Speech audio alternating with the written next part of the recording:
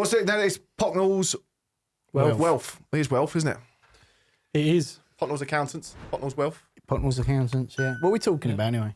Don't know yet. Oh, right. Yeah, a bit of all. Yeah, a bit of accountancy. A bit of Pocknells. Pocknells in general. Pocknells in general. Was you at the start of Pocknells? Was you? Well, was it kind of, yeah, I guess so. Yeah. Been there since I was 18. yeah. And then you've just Long time. Is it? Yeah, there's a few of you part of it now that acquired it. So are you the main man behind it all? Unfortunately. Yeah, superb. Yeah, we're touching that. So I must have been there since I was 18. You were young when you came over, weren't you? Keith Bell, yeah, would have been. Yeah. Yeah, Keith's still there. Is it? Yeah. I mean, Keith's been there since I was 18. Mm. Yeah, I'm trying to think what I worked with you. I might have been there before. Were you a bully as well?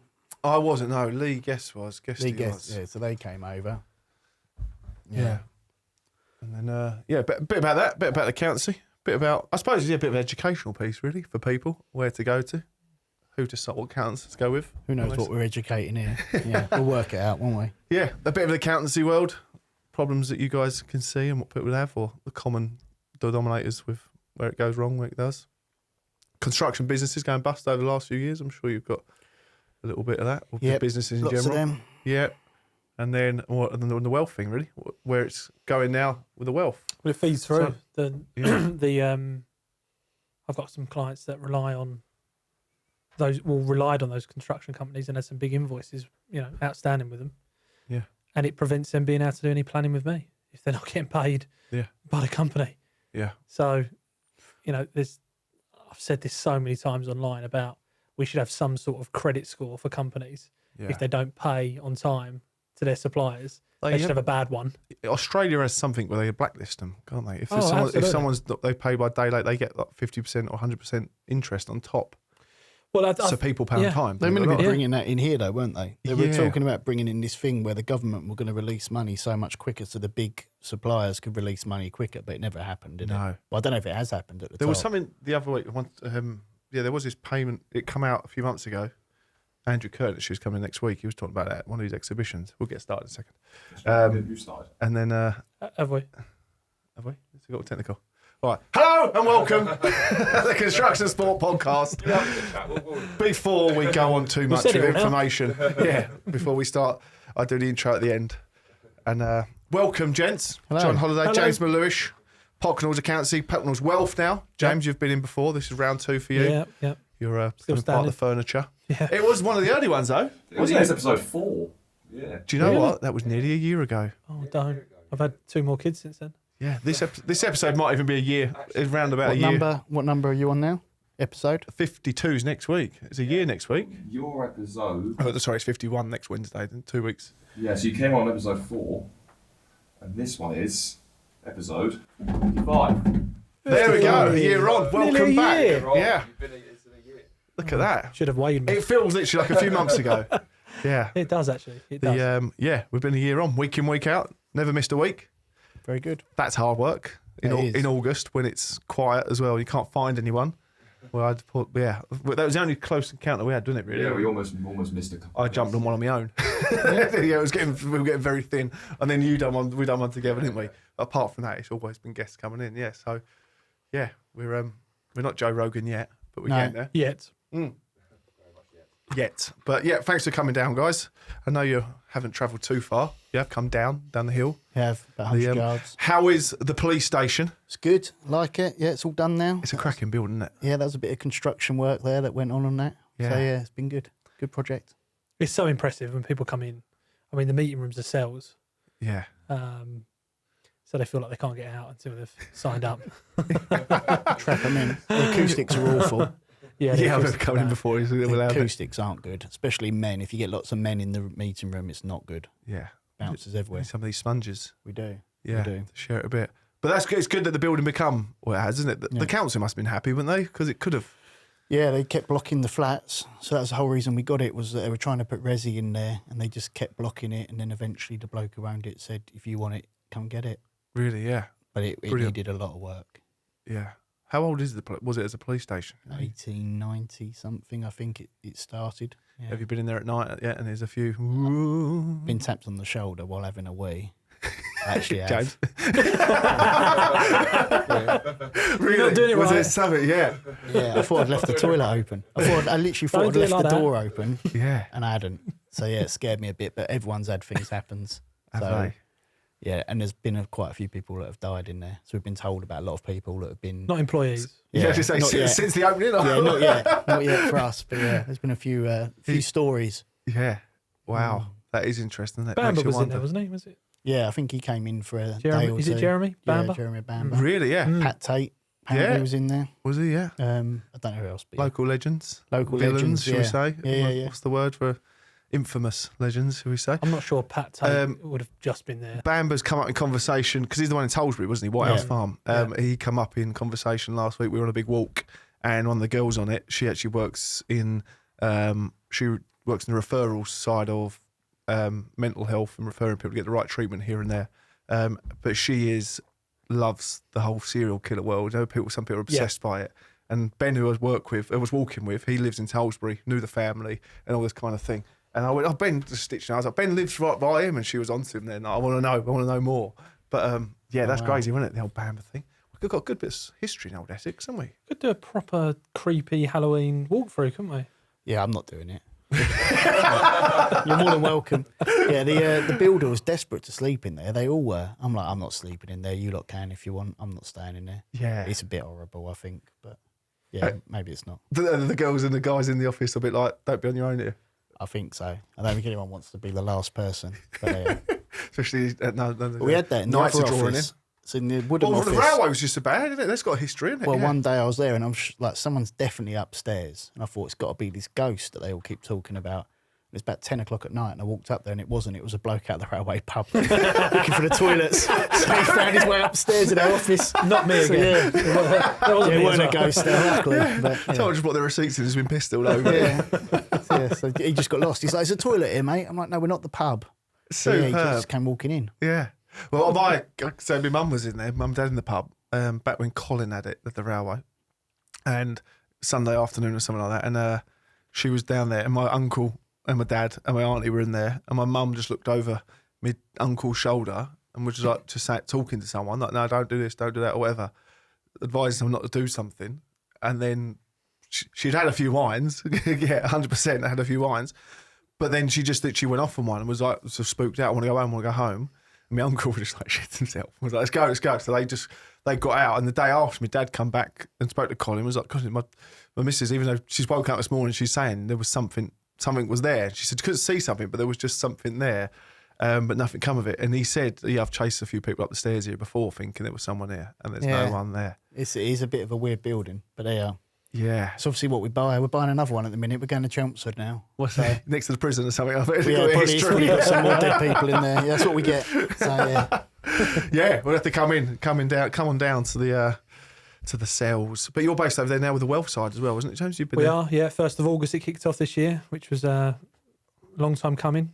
John and I have always worked together, past clients to each other.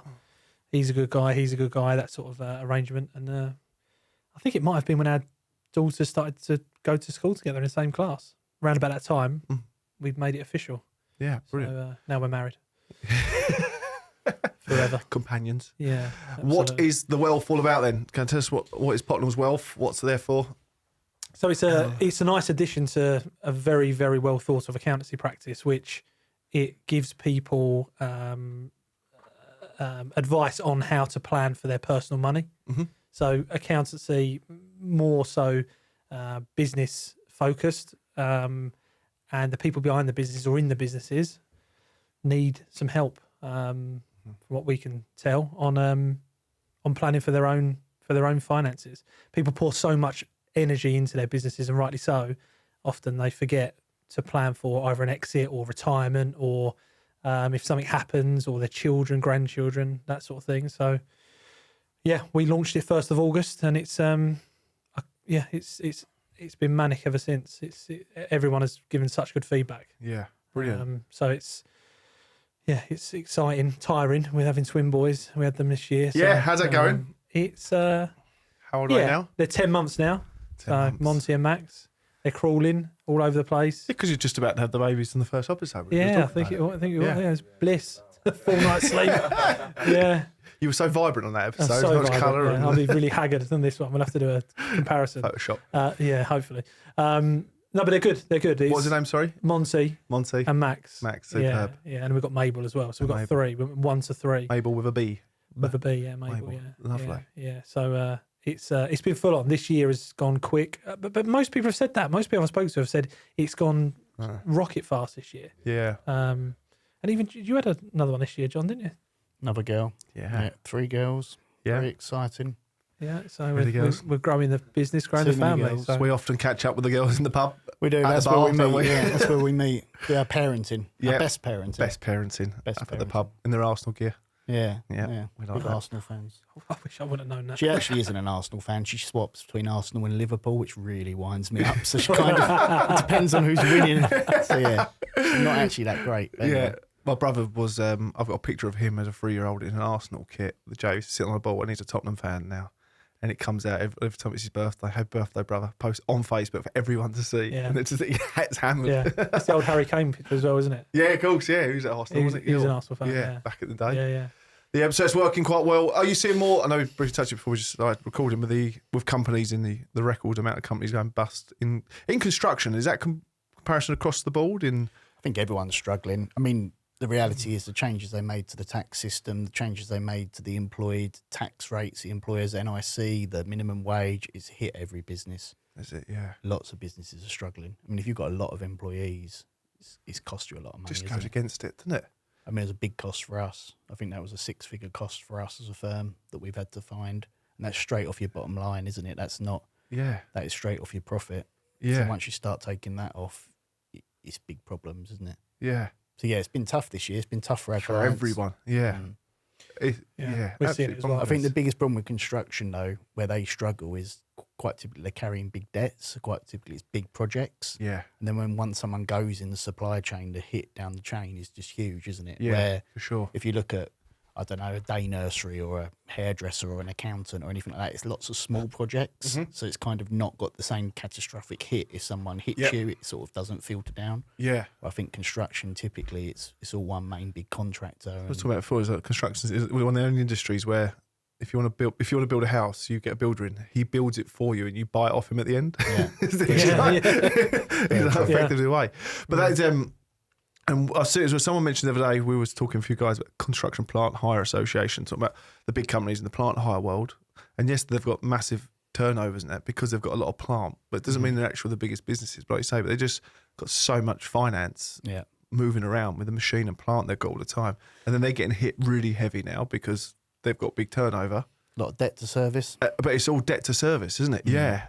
And like you say, there must be a lot of people obviously coming to you guys, especially going shit, and people planning their exits a little bit sooner rather than they think they Yeah, are. it's certainly more stressful for people what I see. But it's actually it's been good for us as a wealth management business that talks about or advises on people rather than the actual businesses, because Yeah. people are sort of saying, do I want to do this forever?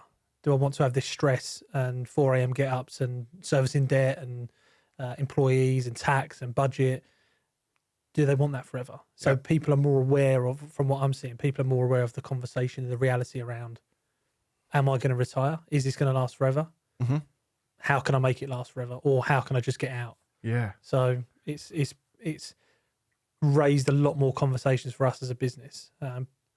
But Is there It's- opportunities arising loads with this of situation? Or? opportunities. I think Yeah, there are. yeah, I mean, I think yeah. from an accountancy point of view, not a wealth, but from an accountancy point of view, all of our clients, we're looking at things like holding companies. So Okay. we're looking at setting up group structures where, you know, the plant equipment, the plant hire company you just mentioned, we set a holding company up above the trading company. We put all the plant and equipment that they're renting out in the top co, and we have the trade co below. Okay. And effectively, what it does is it protects them if there's a bad debt, because all the assets are held in the top co.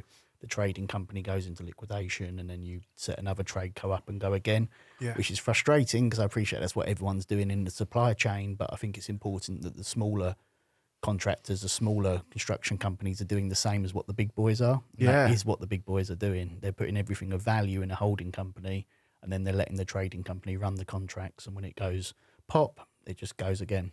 Yeah. And there's, so it's obviously perfectly squeaky clean about it. It's the Legal, way that this situation's lined up. Which is isn't it? wrong, really, but that is the UK's insolvency system, unfortunately. And I mean, in America, they don't have it. In America, they make the solicitors and accountants trade the business and they make it pay the debts, which I've always thought we should have in the UK, but we haven't got it. Yeah. Would that be easily adopted, doing something like that? Good if they did. I mean, I think it'd be good because people couldn't walk away from debt, which would be brilliant, really. Yeah. But at the same time, I mean, it's called a limited liability company, isn't it? It means you've got limited liability. Yeah. So that clues in the name. We all use them for that reason. Yeah. Limited liability, it means you can sleep at night. Yeah. It's crazy, isn't it? You say you can just walk away from it. And we see it now, just the supply chains of the big companies. And it makes complete sense, actually, because, look at the back of ISG and all the companies there. They're just one single business and they can't withstand that hit, can they? And gone. And then the people coming to you after, James, with the wealth side as well, they come in like, we've just took this hit, now what do I do? Or do you try and get these people talking to you before or during? What I see is that people are taking they're not able to plan going forward. They're almost static in their decision making because they're still hopeful that the invoice is going to get paid, whether it's going through the legal system or it doesn't have to necessarily be a big company that's liquidated. It might be just another company that they've done some work for that they're in dialogue with their finance team of an SME, and they're saying, we'll pay you, we'll get you, we'll get you the money, and they're almost keeping them at arm's length so that has its own chain and effect because the business owners of the companies that I'm speaking to, the people, they can't make a decision on when they're going to retire or how much to allocate to retirement or, how many employees they're going to take on or even keep on. Yeah. Because they're waiting for that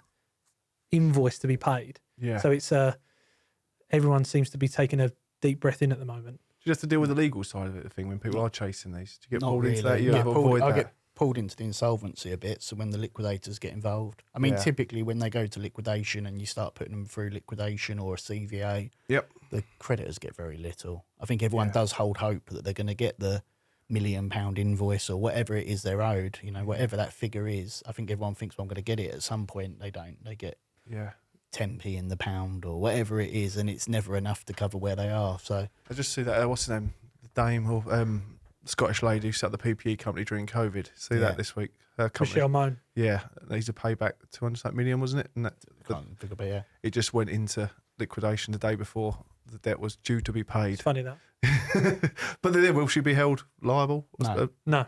Yeah, it just go. The husband's an accountant, isn't he? But it's kind of legal, unfortunately. Yeah, that's what I mean. And I mean, at the same time, there's lots of things that go wrong, which, I think you need to liquidate. Sometimes you do need to do it. I mean, that is what you have that company for. So it's there for protection as well. Yeah. But it's not good for the people on the supply chain below, is it? Is it a case of as long as the money's not going out the country, the government don't mind, as long as that money's moving around the UK? I don't think they care anyway. I think it just doesn't care. But I mean, I've sat on the other end of it as well. So I've sat on it when people have given bad debts, and I've sat on it when people have just said the contract's gone wrong or whatever it is. And for me, it's a really good mental health thing for them being able to say, well, actually, look, don't lose sleep over this. Nothing bad's going to happen here. The worst thing that's going to happen is we're going to have to go through this process. It's going to cost you X amount of £1,000 to get through it, and then we can go and do it again. Yeah. And that's a great thing as well. Yeah, and putting their mind at ease.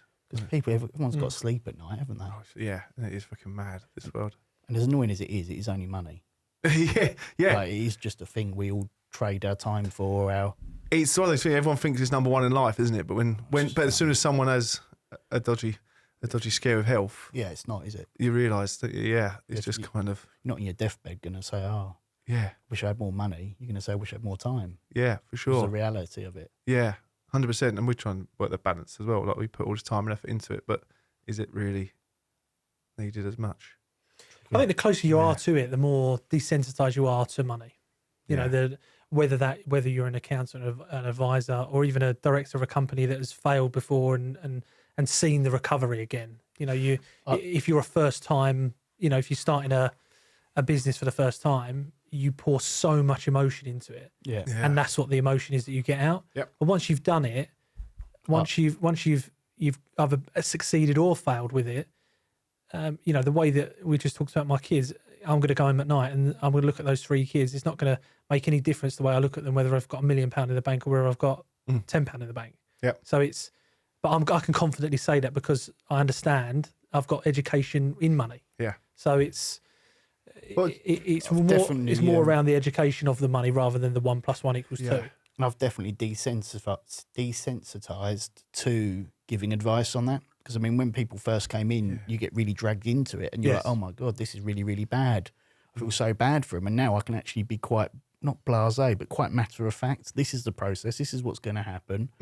You're going to be fine. Don't worry about it. That's healthy to hear for them though, as well. Yes. In a way, I think. Yeah. Yes, And I think comforted. like a lot of our Oh, clients. shit! You're in the. Come here. Sit down. Yeah, yeah, you're you're a in right picker trouble. there. Imagine you did that. But that's, I don't know how to get through this. I always say to the clients, I'd rather you ring me at 8 o'clock at night, 10 o'clock at night if you're worrying. Because quite often I will literally just say to you, don't worry about that. I'll give you a call at 8 a.m. tomorrow. Do not worry. Go to sleep. We'll sort it out tomorrow. Yeah. And that's what you want, really. We've had a couple of conversations on a big walk last week, walking for 24 hours, and it was madness. But there was a lot of conversation going on because we had nothing else to talk about. But started to talk about being successful in business, but then is tough. But then when you become successful, then retaining and carrying on. The comparison we come up with was to talk about Nokia. Obviously, how Nokia was huge, and they didn't keep up with times. And okay, they're pretty big in Asia still, I'm sure, but look at what they were in this side of the world, isn't it? But you do see that a lot with companies who come in with who are smashing it, doing really well, but you can almost be like that. You need to, I suppose, that's where the wealth management comes into it, isn't Keep it? growing. Yeah, you That's just got to fun, keep on The pushing. second, I sort of say you've got to carry on going forward or you're going backwards. Stand still, go backwards, and that is what happens, unfortunately. Yeah, Yeah. The second you stop. Yeah, absolutely. With money, if you're not making it, you're losing it. is it? Yeah, Absolutely. If it's just sitting in your bank, inflation's killing it anyway. Yeah. yeah, very true. So there's you've got to do things that are going to be compounding the growth much more than what inflation at 5 or 6% is going to hurt it by. Yeah. With money. Yeah. Do you see a lot of business owners on that right then when they come in, their business doing this, but then they personally and I suppose with their business look at spanning into different worlds or investing in different places or? I think successful people do. I mean, if you look at all the big common construction companies, I mean, they're not normally one trade. Pimlico are probably a bit of an extreme, but most of them have got multi-trades. I mean, probably Pimlico have as well now, but they've all got multi-trades, haven't they? They've all got multi-assets. Yep. A lot of them will have a lot of real estate, behind them. So they'll have a lot of buildings that they've bought or land that they've banked. So they've got something they can borrow against when things are tough. Yeah, look at, I was talking about this, Oxford University and Cambridge University. Loads of land. Mad, isn't it? Didn't realise how much. We actually went and there was a water main went pop at Cambridge University. So this year I've been to Cambridge. That's my claim. fix a burst main. But they said Cambridge University pretty much owns all the land between Cambridge University and the end of M11 down this way, like Enfield, Chingford, all that farmland all the way down. It's all theirs. Is all theirs, yeah, all the way into London. And there's a few properties in London, but then there's like 600-700 buildings they own across it all. But that is what you need to do, because when things go tough, I mean, we had a large construction company that had a problem just before COVID, and supply chain went, and it was a nightmare, and it was going to bring down a business that was 40 years old. Yeah. And we managed to get through it because they had managed to bank some land, and they managed to get some property that we managed to leverage against to ride out the 7-figure bad debt that had just hit them. Yeah. But it was tough. I mean, they've got it back round now. Will you do that with the wealth side then to advise people or look at these options of where you can? That's where I would step in. Yeah. So if the advice is to diversify or create some independence away from the trading company, that's where we come in. And do you keep an eye on all these assets then, or these ways of putting your money in different places? 'Cause it's not just stick it in an ISA. No, it's one of them. But there are other ways to, because it's not just about diversification of assets. It's about diversification of tax wrappers as well, or structures. So it could be a business, a trust, a pension, a venture capital trust, an ISA. I'm throwing things out there, but there's so many options that's a forever changing landscape. Forever, and it's going to change again at the end of November. Is it? Yeah, that's for sure. Yeah, there's a budget coming in the UK, so it's I'm pretty sure pensions will be flipped on its head. Really? Yeah. In at the end of November. Yeah. So we've got an event, actually, online event, a shameless plug. Go on. What date? Coming out on LinkedIn on the 28th of November.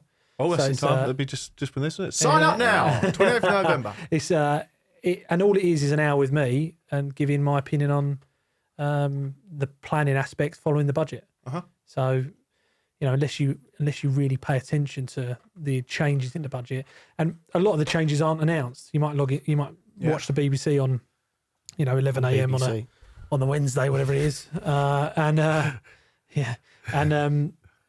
Rachel Reeves will announce some of the changes, but the full budget will be uploaded to the HMRC So she says website. the highlights, does she? Yeah. Highlights That's of the what cream. they won't hammer. want to. What can I say? Match of the day of the budget is what you get to see. That's what you get to see, and sometimes, and a lot of the time, people form their opinion of that budget off that announcement, The headlines. rather than it being how is that in documentation. Yeah. So the summary I'm going to give, which I imagine, I'm wondering whether I should have a drink beforehand, because it might be more entertaining if I've got 5 pints of Stella in me, bashing the UK budget. But it'll probably be coffee instead. But yeah, there's an hour that I'm going to summarise it, and it's a free for all really, and just to give people the reality of these changes. Yeah.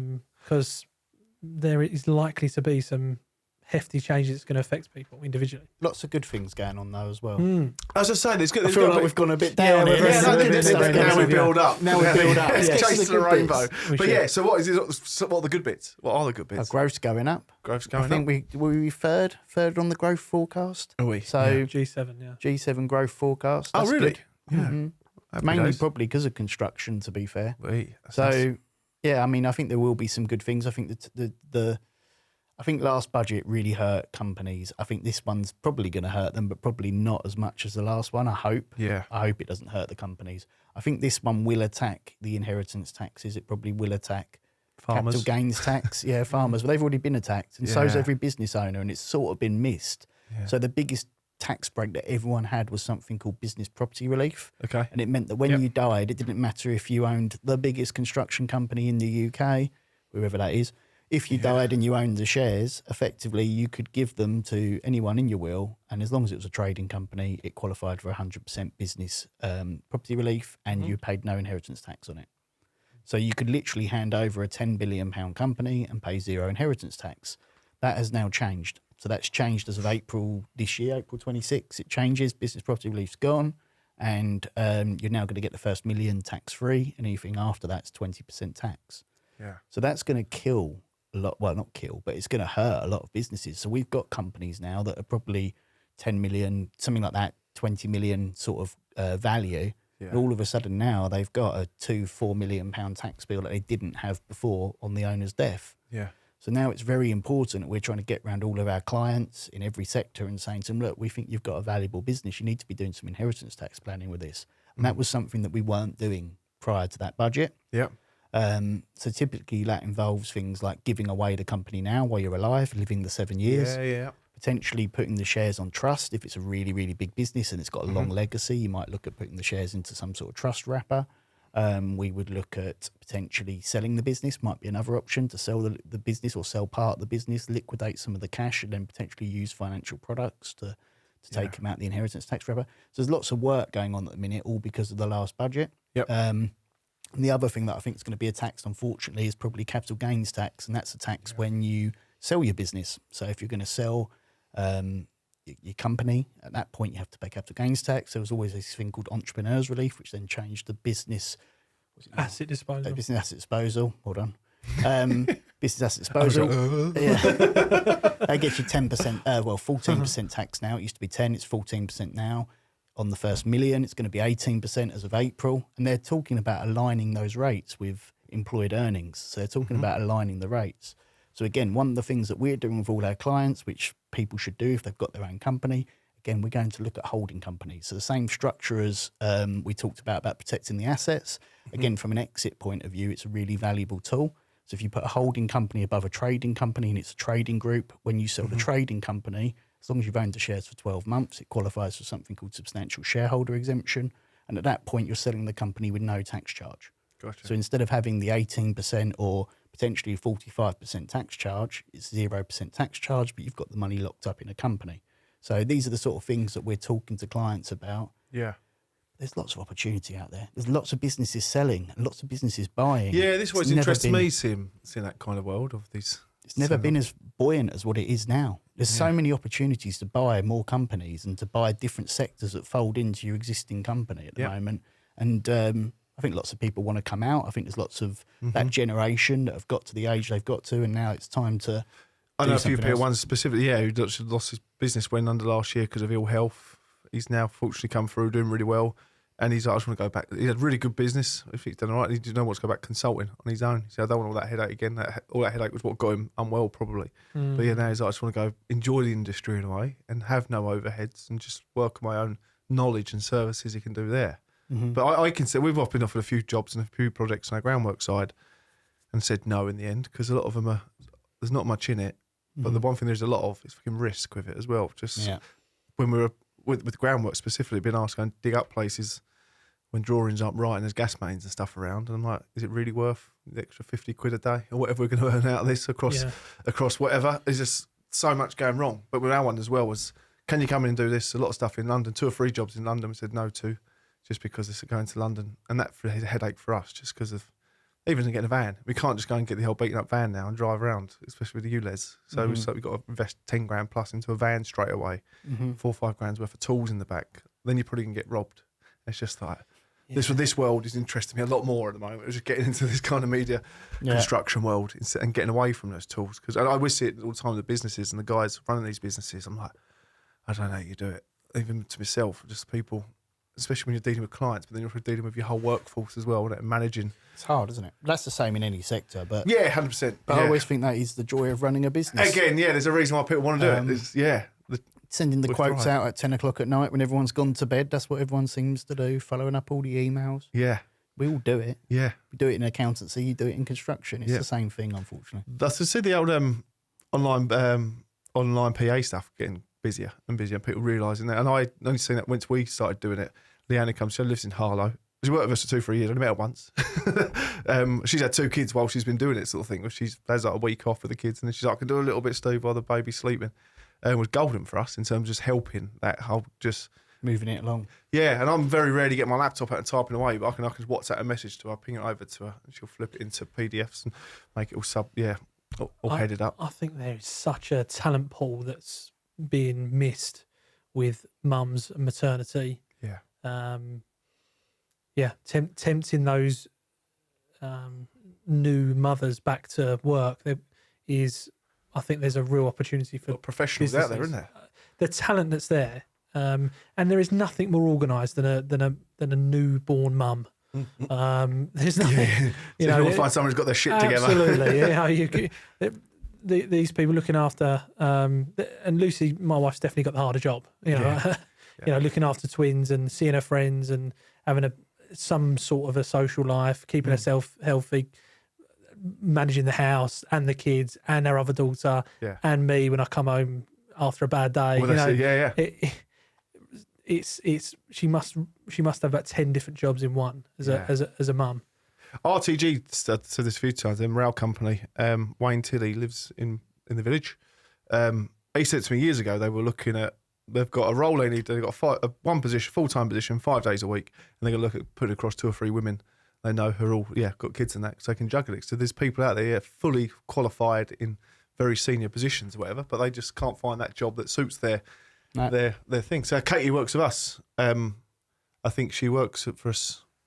She's on the phone full time for me. I know that. She works full time, on the phone full time. We pay her part time. Really good deal. No, she's golden, but she works from home. She's always juggling her own stuff, but she's there when you need them, sort of thing. And it will be like at 7 o'clock at night, my phone will go off. Says, "I've just got an hour quickly. Can you just answer these questions for us?" And you're like, "Yeah, that's golden." And for us, obviously, as a startup, what we're doing, it's knowing you haven't got the full time positions coming in all the time. These boys absolutely fleecing it all the time. Just more hours, Steve. We've got more hours to be billed. He's sitting there on his phone all the time, doing nothing, playing Instagram. I think it's more playing Snake. Snake. Come back and knock you. For me, as we started in August this year, and it's you're peddling hard, new business and all that sort of thing. It's more difficult for me to work out how to switch off rather than to switch on. It's almost easier for me to go to work than it's for me to come away. That doesn't ever stop though. That whole peddling. No. I'm still peddling. I've been doing it ages. Yeah. Probably got what people would call a successful company, got lots of people that work there. I Yeah. still work till 10, 11 most nights. I love it. Yeah. If you don't hate it, it's good fun, isn't it? Yeah, Yeah. no, it's good fun. It is good fun. It's, My thing with sleep is I need to be tired to sleep. I can't be half tired. 'Cause I'm half tired. You're thinking, aren't you? Yeah. You're moving. And there's different people in the world, and there's some people just love the whole idea. Just close that laptop at 5 o'clock. Yeah, go home. Go home. But I Yeah. don't like telly. Like I literally, unless it's sports, I'm not watching telly. I'm Yeah. not interested in it. No. So, We'll do an hour and a half an evening, and that's pretty much it. Love Island. Yeah, a little bit of Island, bit of Big Brother. well, someone described that to me as being like chewing gum for the brain. It Oh, has no really? nutritional value, but it's But yeah, you I know. get the odd time. Yeah, now I find it hard to get into that. Yeah, you want to watch something.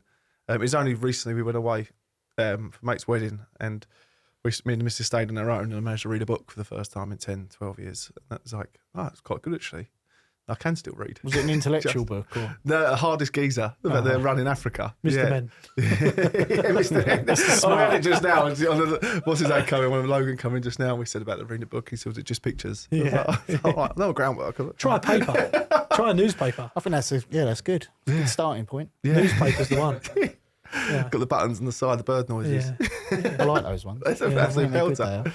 Well, the newspaper say that. Well, I switched on the radio. I got in the car and didn't plug my phone in. So the radio come on, and I had the kids in the back, and I was panicking to get the radio off because it was just like murder here, murder there, natural disaster there. Yeah. This person's killed this person. Yeah. Like the news out there isn't healthy, is it? Let No. alone politics. But good news doesn't sell, does it? No, and You see can't more say of good it. news. I mean, if you look at YouTube, all the best performing videos are never, this is what we've done really well. They're always like, this is how we lost our business. This is how, like, it's what sells. Yeah, The algorithm wants bad news. yeah. We don't say the construction news in general, really. Yeah, the only things that are highlighted on there is this company's going bust, this company's gone bust, or this company's won this massive project. What interests everyone? It goes, let's have a sniff around that. Let's get in that supply chain. But you're just trying to do that. Are you seeing it with more and more business? Is it more businesses being formed now, though, in that world? Are you seeing startups? Yeah, probably at the same level, I'd say, for us. But they probably are at the same level. I don't think there's lots of people wanting to set up their own business at the minute. Yeah. Might change, but I guess it depends on some of the rules. At the minute, there's a lot of subcontractor rules that come off which stop people being a limited company and working for others, the IR35 rule, things like that. Yeah, what is the crack with this IR35? Do you reckon will it ever go? I don't know. Yeah. I mean, it's been around for ages and no one really knows what the rules are. It's so grey. Yeah. And there's tests you can do online, and appreciate that, but it depends how you've interpreted the contract, and it depends how they interpret the contract. Yeah. It's a bit grey, really. It's always been grey. Because we remember speaking to a few people, it was like, no, it's all fine, Steve. All you got to do is just do 5 days a week.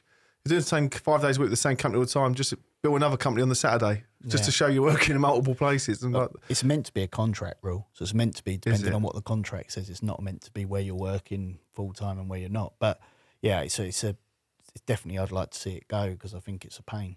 I don't think anyone really knows a definitive answer, and that's the whole railway world was really tripping up. Didn't know what, still doesn't know. I'm part of a big WhatsApp group on it actually, and they're always they made it keeping the updates. employer's responsibility a few years ago, didn't they? So they said from now on it's your responsibility, not the contractor's responsibility. It's not the subcontractor, sorry, it's the contractor's responsibility. And they just said, oh, okay, we'll employ everyone then. That was what the big, the banks and all the big boys were just saying, sod it, we'll just employ them all. And we're like, but they're not employees. They shouldn't be getting employed. This isn't correct. Yeah. So yeah, it's tricky, but they've all gone back the other way. So it's a weird market. Well, at construction, not sure if you see the one with HS2. There was massive issues with the PAYE and the CIS. Right. PAYE was they were billing the client, what's the taxpayer, ultimately, PAYE money, but then paying the staff CIS. Right. You understand this more? So they're pocketing 10, 12% or so. Off the deal. Off the deal. And they've done that across a number of people on the project. It's come to light. And they've been taken out the supply chain. And apparently a lot of money over a long period of that time. size contract, it's going to be. Yeah, exactly that. And of course, a number of companies have kicked them out of the supply chain, and it's all under investigation now. But that's, I suppose, fraud in a way, isn't it? With against the tax man, you look at it in a way. Eventually, I guess it depends on how they dress it. It might be clever accounting, but yeah, it probably is fraud. But then again, with the HMRC, I suppose, you piss them off like that. That's I'm sure they're not ones to drop. Well, who knows? I'm sure if you're big enough, you can probably win the argument. And they might be big enough, mightn't they? Yeah, they probably are. They're the biggest labour supply company out there in the country. So, yeah, they might ride the They storm. might take that one a bit further and see how they get on. Could Yeah, you come across many nasty cases with the HMRC? not really, because we'd probably hive them out before they got too nasty. It's not really our area. You want Yeah. tax barristers, you want Yeah. chambers, so we'd always get rid of them before they got too tricky. So not really something we would see ourselves particularly. Yeah. We've heard, get tax inquiries and tax investigations, and we deal with them, but yeah, not really going to tribunal and things like that. We wouldn't do it. You see that in the wealth side as well, Jane? Do people come in, shit, something just happened, I need to think about rearranging? More post the decision. Mhm. So if there has been a legal case, and that could be divorce, could be breakup of a partnership, a business partnership, and then it's life after that. That's where we sort of get involved, because those sort of things can be fairly traumatic. Yeah, the divorce. That's interesting to see, because there was a couple of people speaking to in construction who were going through different paths in that way, and that gets sticky, doesn't it? I suppose, depending. Yeah, Every single one's different, I suppose. Isn't it? absolutely. In our industry, vulnerability is we have to demonstrate we have a process for dealing with vulnerable people.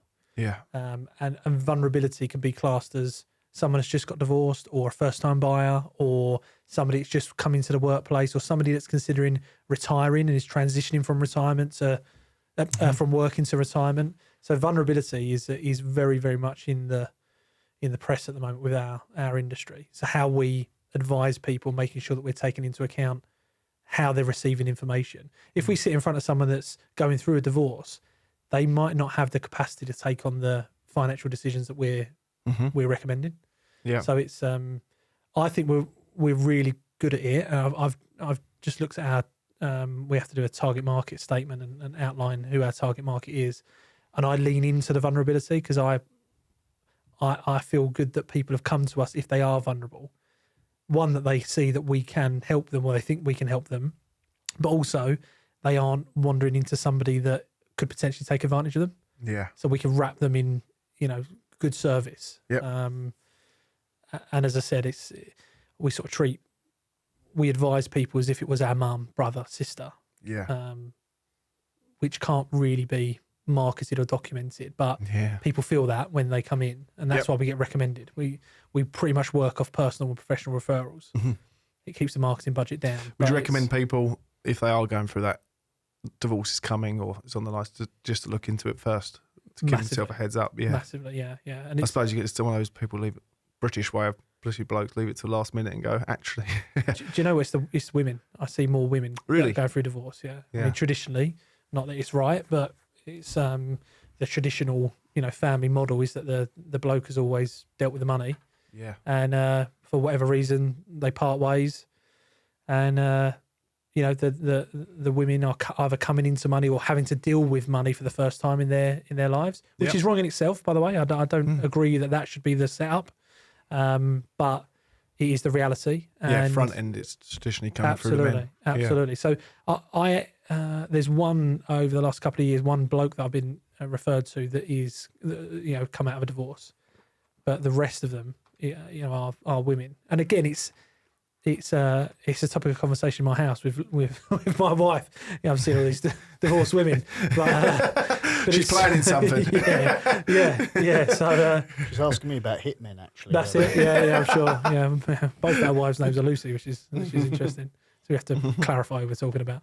But again, I lean into it. I lean into I'm glad those people are coming to see us, because I know we can look after them. And if we're looking after them, and not looking after them in the sense of, we're replacing that male figure in their life, but we can give them advice which is appropriate and suitable for them, and also how they want it to be addressed. So they might use a solicitor in a divorce case, and the solicitor might be very jargon heavy with how they explain things. Well, we're not that. We explain things in a jargon free way. What do you want life to look like? Particularly, we're talking about divorce, but or even grief. When you've lost someone. Often people can't see a way through. They can't see what their life is going to be like after something happens. So we give them that. Well, what do you want it to look like? What do you think it should look like? And then we just overlay the finances with it. But the hardest part of the process is for a lot of people that are vulnerable, is to see a way through and to see what their next steps are. Yeah. And it's, just I enjoy that part of it more than any other part of my I role. suppose you don't really know what you're going to unearth either. No. Every story's different. Every Absolutely. person's different. And a lot of these people say if they're in a vulnerable position, Yeah. don't know what money's out there, what they're entitled to either. No, there's a guy that was in the forces. He came. He had a payout. He had he was on offshore drilling after he was in the forces, and had a real issue with with work. He got a workplace payout, and just had no idea what to do with the money that he came into. Yeah. And suffered severe PTSD from his time in the forces. So we're talking about a person that is vulnerable without a doubt, that has been given millions of pounds, and then away you go. Away you go, mate. Enjoy the rest of your life, 2 kids, divorced through that process. The vulnerability checklist just went, tick, tick, tick, tick, tick. Yeah. So I was so pleased that when we got to speak to him, Yeah. He would be a good client anyway, but from a perspective of, I can go home and say we've really helped someone out there. Yeah. And although we don't, you build a long-term plan with him. Absolutely, and part of the journey. And then very simply go through what life looks like. What do you want to do? What do you want to do with your life now? And I think eventually later on down the line I'll do some sort of psychology training. I think, and because that part of it is, and we just talked about earlier, 1 + 1 will always equal 2. The numbers are not going to change. A lot of changes in our world, and I don't think that will. Hopefully, yeah. So the majority of the work is around how Can't people say that see. because he identifies as a 3. Yeah, maybe, yeah. But the way that we deal with money or view it, the perspective, the framing of it is just, is where we can help people more, and as well for us, we get referred to so many people that way. Yeah. We don't need to print out leaflets and pay money for big websites and that sort of thing. So it's it's nice to be referred. Good podcast. Good obviously good podcast and a decent accountant. So, but yeah, are you seeing? I know you've pushed it and you're passionate about it. Getting this into the schools as well more in terms of. Are we seeing any leniency or movement in the process as kids being educated? No. Just no. No. Yeah, no. We're 12 months on from we had that conversation about schools and getting into schools. No, there's no more appetite for schools to take it on. Partly, I think, because people in my profession don't see it as a profitable pursuit, financially. I think we have to demonstrate at least 50 hours of CPD a year, continual professional development. Yeah. And I think as an industry, we should have to have an element of that it gives back, a bit of pro bono. Yep. So I think some time in a school or a college, university. 2 weeks ago, I was in with the Girl Guides over in Westcliff, talking a workshop about money with their rangers. That's 14 to 18-year-olds. Nice hot chocolate with marshmallows, talking to 10 young girls about money and that sort of thing. So, is there any big YouTube channels on it? Teaching the kids might be an opportunity there. Do you know what I think there is an opportunity in? And you'll hear bad news selling. You'll hear a lot about AI as being negative. It's going to take over and all the rest of it. What I actually think the AI could be used for, and I was speaking to a new client of ours a couple of days ago who runs like an AI support company, is that if we can load into an AI, a bot about financial content, and we could say to them, now teach that to a 5-year-old or teach that to a 10-year-old or use the language to talk to a 14-year-old or even further, prompt it to talk to a 14-year-old that's autistic or a 14-year-old that needs to learn by pictures. Yeah. Again, leaning into that artificial intelligence. yeah. Well, could we use that to train the kids? We could. We absolutely could. So if people don't want to do it, then perhaps we should use something else. So I think that's a good opportunity. It's something that part of our sort of pro bono work, because everyone that works in the business is very much about giving back. So we've got a few people that are now working in the business that are all have the same values in terms of helping people, and I think that's going to be a module that we might want to roll out. We've just done a deal with a daycare nursery that have 7 or 8 nurseries around Essex. and they have over 700 families that send their children to daycare. Yep. Now, they do that because they're working parents. So the daycare nursery wants to set themselves aside from every other nursery, competitive edge. So we have, it's going to launch in January of 2026. It's workshops and content for working parents. Brilliant. What do they need if they've had a second child, or they might need some more confirmation about tax-free childcare and the limits around that. Yep. More importantly than anything, insuring themselves. If something goes wrong in that family, are they insured? How can they find it in the best way? A big plug here: Aviva offer free life insurance for 12 months, for up to £15,000 per child if you've got children under 4. Yeah. So it's out there, but it's just about bringing that sort of stuff to families. So again, that's the 700 families across Essex, which and the workshops are going to be when you've put the kids to bed, log into this Zoom call for half hour. Yep. To find out what you should be doing for your family. So, and that is not traditional financial advice. If you look at a traditional financial advisor, average age is 58, 59 in the UK. So, minimum investment 300 grand, or don't come and talk to me. That's not that. So as a business model, first and foremost, we want to help people in similar situations. So that's where we're, a lot of our time is going to be. Yeah. And we're going to use the technology that's available to us to do that. I know we've gone off on a bit of a tangent. No, it's there, good. but No, you I like asked it. about schools, but Yeah, that's perfect. it's from my perspective, it's every single part or event in life. There should be a check. There should be an MOT on your finances. Expecting children, having children, raising children, college, university, first house, raising their children, grandchildren, childcare, retirement, inheritance tax. We can go the whole way through. Yep. So then we'll take over, and there won't be any other financial advisors in the world. It'll just be us. But world domination, eh? That's next year's podcast. Come back. Already heard. The World podcast. The wealth management man. completed it. We've completed it. But that's what we're looking at, yeah. That is the same thing we see in the mental health space, really, where I have done with the breath work and how when you look at meditation or yoga and all these different things, and cold water therapy, it all goes back to the breathing and how breathing helps you. I'm like, why aren't we taught the valuable bits about breath work and getting oxygen into the brain? And we're going out for a fresh walk, cold walk. So that little girl's gone for a little walk around the vineyard today in her school, around the autumn. But why aren't we teaching that stuff to these youngsters? Why are we waiting to suffer with anxiety when they're 18 years old and all these other issues, and then going, now let's try and fix it and educate them? But you're missing, and I can see it massively with the financial side. But all tied, like you say, it all ties in together, doesn't it? Absolutely. And now we can get that across. I used a little bit away from that one, but away from it. Are all successful business people at the moment moving to the Middle East? No. Watching some news headlines, it sounds like, it looks like that, doesn't it? Yeah. No. Yeah. No, No, very no, few. no. Very It's few. not, yeah. I very think few. everyone from Essex is. I think the whole of Essex are moving out to the Middle It East. seems that way, doesn't it? Yeah. I think it's probably a bubble that will burst at some point very soon, I am sure. Yeah. So, also, just going to get sunburnt, aren't you? Yeah. Stay here. It's going to get warmer here. Yeah. It'll be all right here. Yeah. Don't go get sunburnt out there.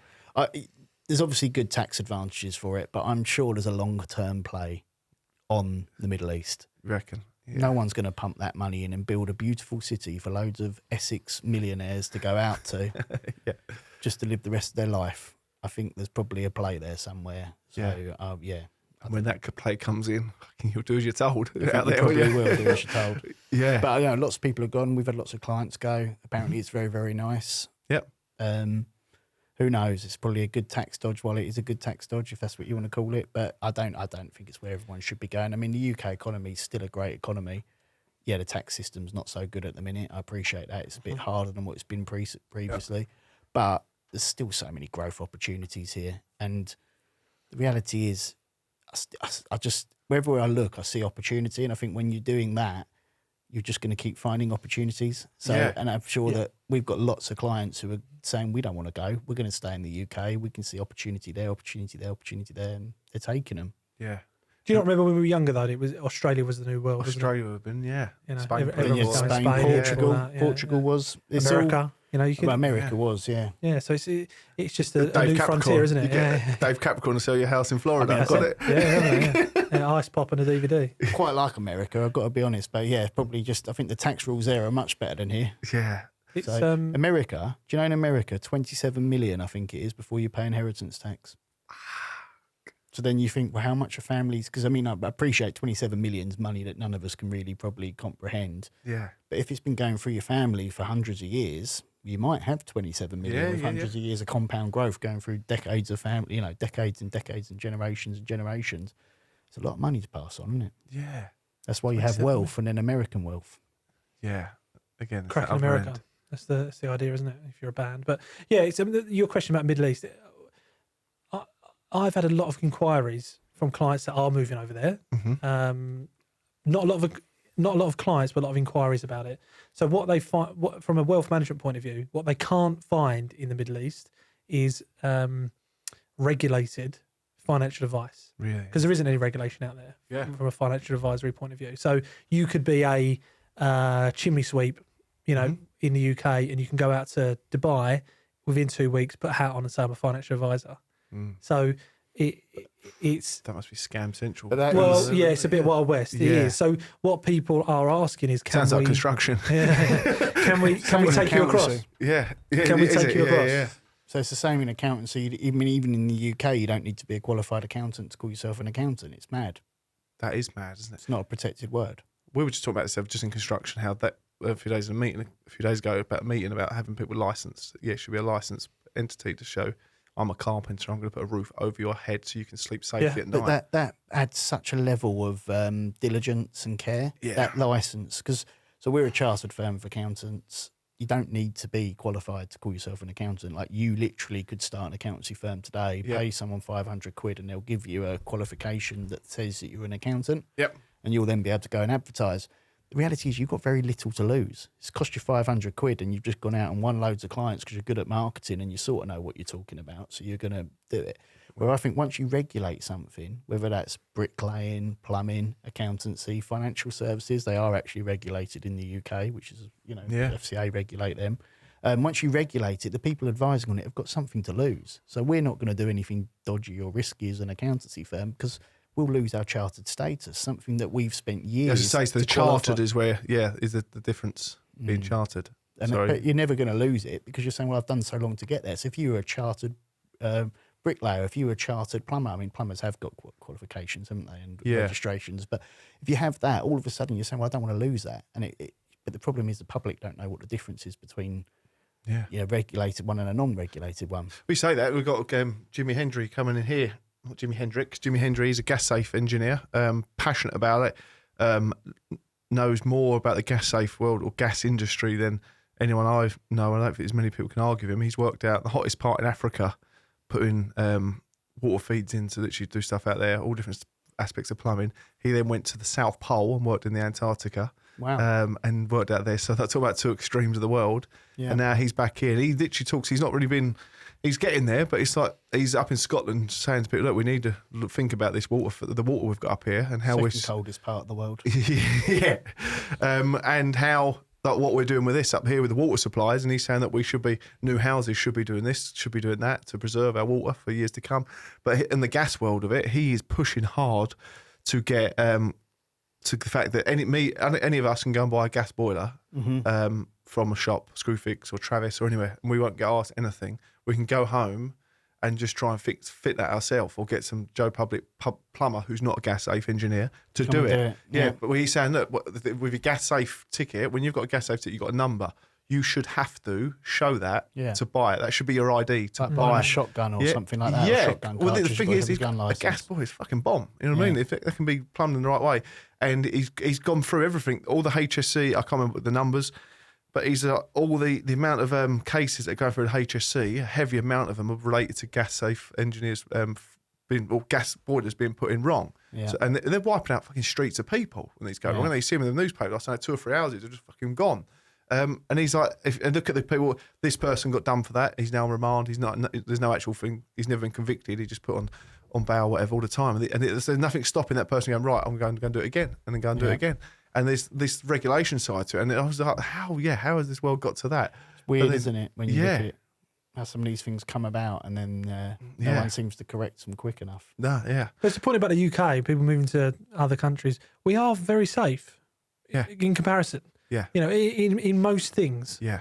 I know you mentioned about the van getting robbed, and that sort of thing, but we've got a pretty good police force. We've got, crime's pretty low, and murder's pretty low, and if you go to these sort of places and it can be masked by certain things, we're pretty good. If you break an arm, you walk into a hospital, you can get treated. I mean, that is world class. That's unbelievable. Yeah, from an emergency.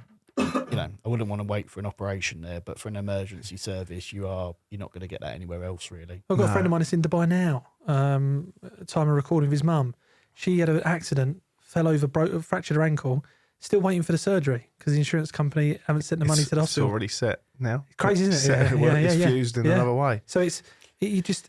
But we don't want to look at those positives. It's British people. No, we don't. When you look at the UK as well, I mean, one of the things we have got is we've got a very good legal system. We've got a very good banking system. Yeah. We've got great finance arms. So we've got people that will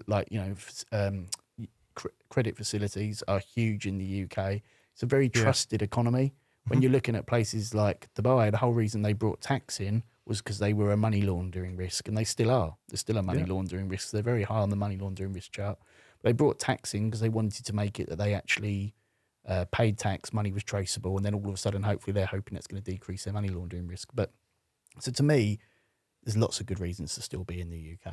I think there's, it's too hot in Dubai anyway. Stay here, as I said. Stay here and build something good. Yeah, for sure. Happy days, gents. What else going on? Anything else you want to touch on? How about I ask you a question? Uh-oh. How are you? I'm all right, Sam. I'm good. I've actually had a gentle week this week. Yeah. We had a heavy one last week and the week before. 2.5 weeks of action we had. Multiple sites across London, West London, over the course of 8 days. And then it finished with a 100-kilometre, 60-mile walk through the night on Friday into Saturday. And I don't do Saturdays working anymore. Or everything in construction pretty much at this place shuts down in about an hour's time on a Friday. And then last week, we went to Saturday, started walking at 5 p.m, finished at 5 p.m. on Saturday afternoon. Wow. And was, shattered. We went from Buckinghamshire, Marlow, and literally followed the Thames all the way to Tower Bridge. Nice. Pucker. Yeah, if you look at a different part of the UK you haven't seen before, they're on that Buckinghamshire Thames path. Yeah. Unbelievable places. And as soon as the sun come up, 5 o'clock in the morning, the rowers were out everywhere, just up and down there, up and down. And then... was the night tough? The night walking tough, or was it fun? Yeah, it was. I've done a lot of night shift working in the railway world. Yeah. So I kind of know, at 4 or 5 o'clock is going to come, I'm going to flag a bit. And I did. And I had we had a 20-minute gap. The guy who ran it was really good. He's ex-military, and he had it to a T, right? Checkpoints. And I was a bit like, I've done a marathon walk, and I know we can get away with 3 or 4 stops, and you're right. But this time it was like every 4 or 5 miles, another checkpoint. And I was like, that's quite a lot. But by the time... Where were you getting your checkpoints then? People were just literally pitched up. We had a couple of vans, welfare vans, and it was unbelievable. They had a team of guys in each 2 buses. We had a male and female toilets in each back of van. And 30 of us started it, and then they got to every stop, every 5 mile mark roughly, and unloaded each van completely. So all your bags were lined up, so you'd have to rummage over your bags, and you get to your bag, and then next thing you know, then they cut the chairs out, some coffee, the big brew things, and then water's available, and then you couldn't do it, walk off again, they load the van up, and they'd done that. They had 10, 11 different of these stops every single time. And as you got into London, that become harder and harder because there's nowhere to park. But it was pucker. It was really good. And the stops. But we literally had 5 minute, 6 minute windows of like checkpoint, quickly water, bit of food, 2 minutes sitting down, and we go again. And that was hard. What, and then, sorry, go on. Yeah, then the 5 o'clock-ish, we got to 1, and we'd paced. We'd done really well. We're about 20 minutes we'd gained. It was like, we've got 20 minutes here, and a few of us just laid back on the tarmac in this like back of this park somewhere and fucking zonked off for 10 minutes. And I got up, and I'd say that psychologically, I thought it was in the worst place I've ever been, but I got up and I felt my stomach going, my chest going, I thought, I'm going to be sick here. And I don't know what to do. I leant over, and in my head just went, Steve, it's your charity. You run this charity. You don't have to be out here doing this and push it. Just get in the van and put your head down and just meet people along the line. I was dead set on that. I was like, yeah, I'm done. I don't have to. I'm done. And then I moved a little bit off what I do. I'm going to sit down and have a quick cup of tea before everyone sets off again. So I got a cup of tea and 2 minutes of that, I went, no, I'm good, shook it off. And I was like, I'm back. And then carried on again. But the way the head, and there was a couple of people I know who spoke to, and they said, in my head done the same, and I gave up. Yeah.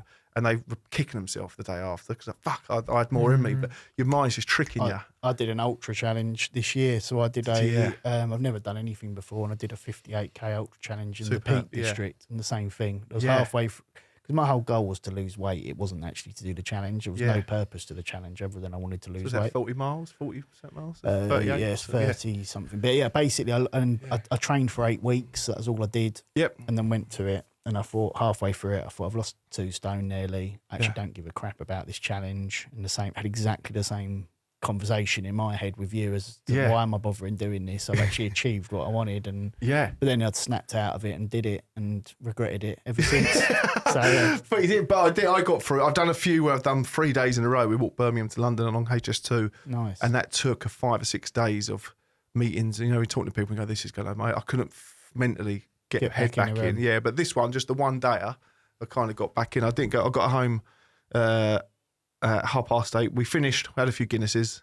You stayed up. I was going to say, did you stop afterwards? Yeah, we finished at Tower Bridge, and then we went to St Catherine's Dock and had just 3 of us. There was 3 people like there. If it was going to be any 3, it was us 3. Me, Ben, and Dave, Irish lad as well. He's keen for a Guinness. So we had we had 3 pints of Guinness. We all bought a Guinness each, and we was like, yeah, done. But I had 2, and I was like flagging. Then you had the 3rd one. You think, I'm coming back in here. This could go. This could go could be out now all night.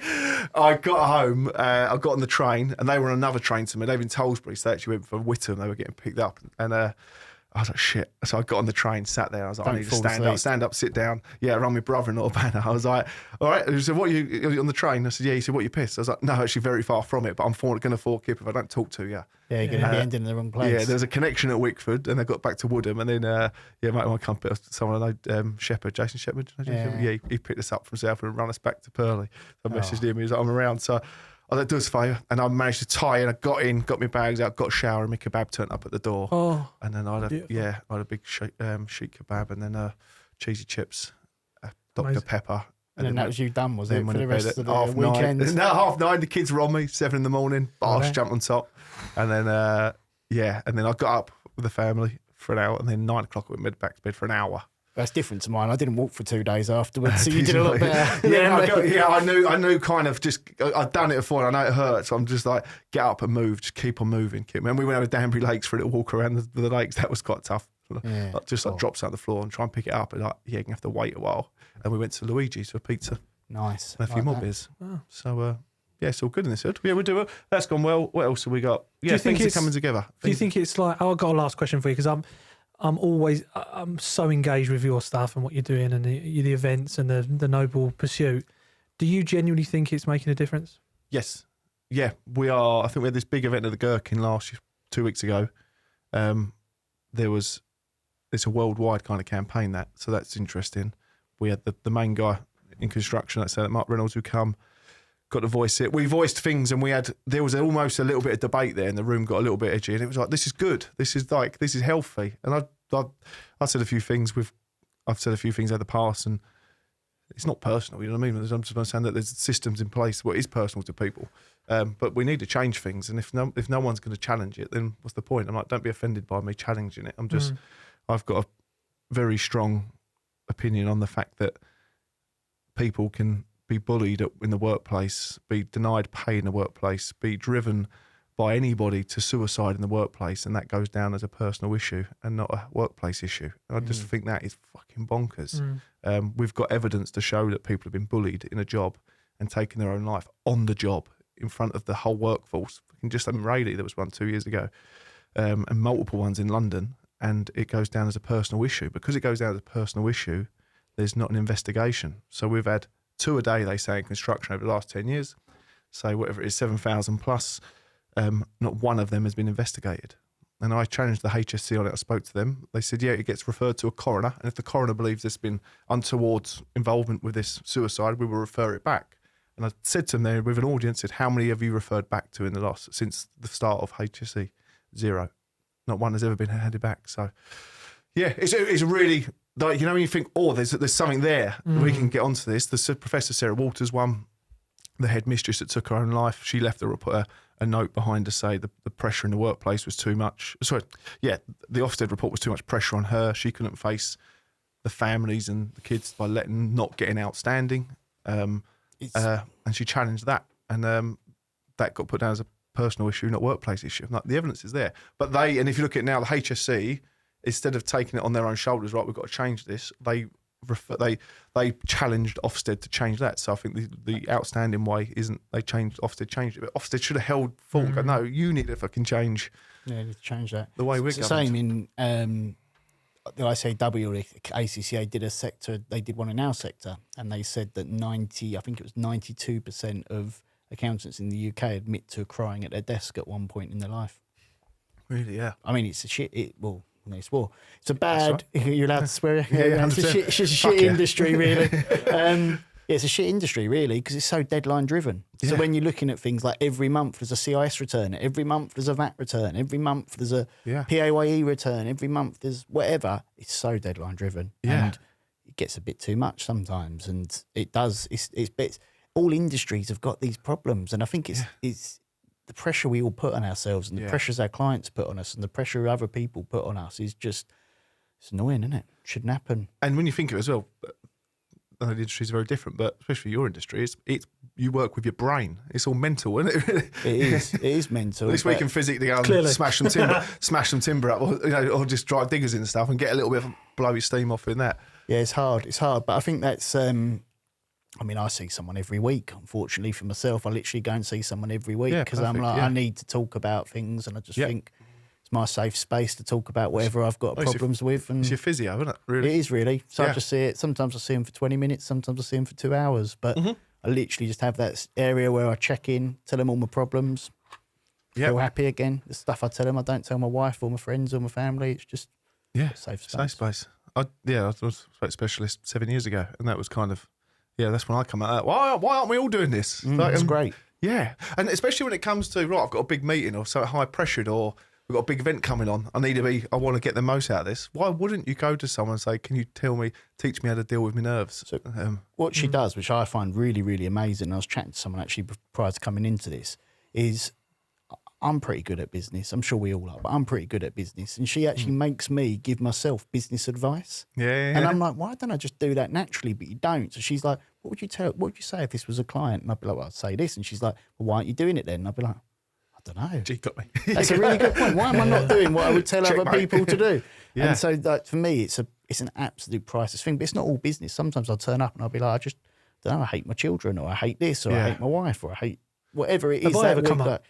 Regularly. That's why it's 2-hour sessions sometimes. It is. It's just, there's all things that sometimes things just get too much, don't they? You just need to sit there and you need to rock in your chair and chat to someone, and then often leave there feeling better. I never sort of leave there thinking, oh, that was a waste of whatever it costs. I always think that's brilliant. That's money I've spent this week. Didn't you have someone on, Steve, that said that a site, they provided a barber to get people's hair cut? Yeah, Stuart Wallace, wasn't it? Stuart Wallace. And then I also met and spoke to Anthony Hutton.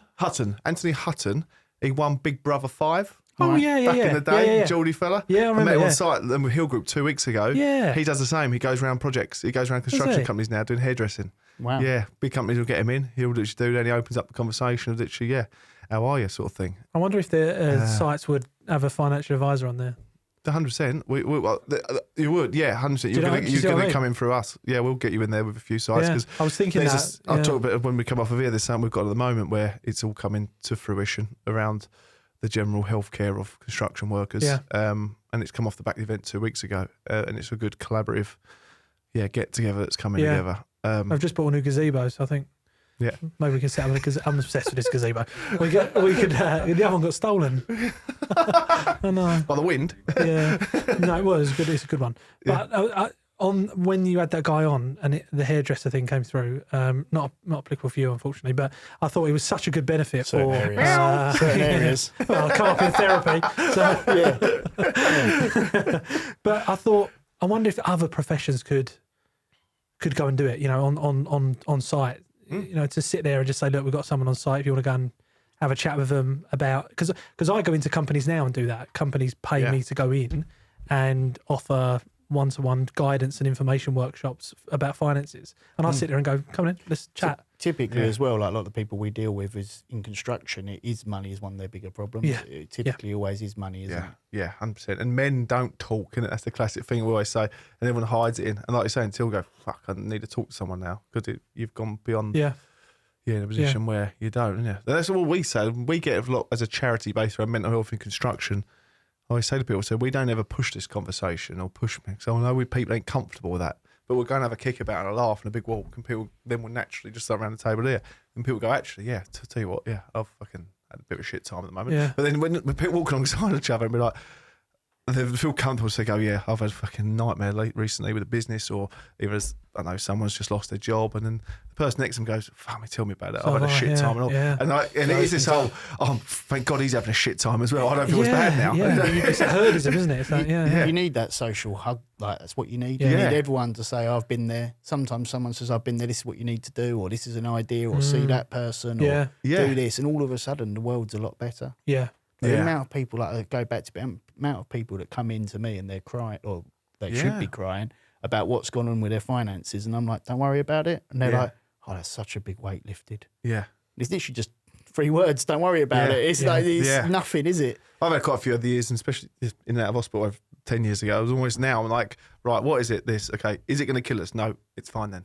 As long as it's not going to hurt me and my family, it really doesn't matter. You go about that lump and they say it's nothing. All of a sudden you're like, well, I don't care about that lump anymore. I couldn't actually give a monkeys about this huge lump that's sticking out my arm. If it's not going to do anything, just live with that lump. Just push on and crack on. But yeah, really, we will definitely move with some of that, how we can get this wealth management into construction. Because there's a lot of research, kind of a few things come to fruition at the moment, showing how lack of information's out there at the moment. But thanks for coming down, gents. How's that for time? 1 hour 20. Amazing. 1 hour 20 of glorious time. Thanks for giving us your time. Pleasure. Thank you very much. Clipped up and put out Thank there. you. And then see you in a year. Cheers, gents. Thank you very much. Cheers.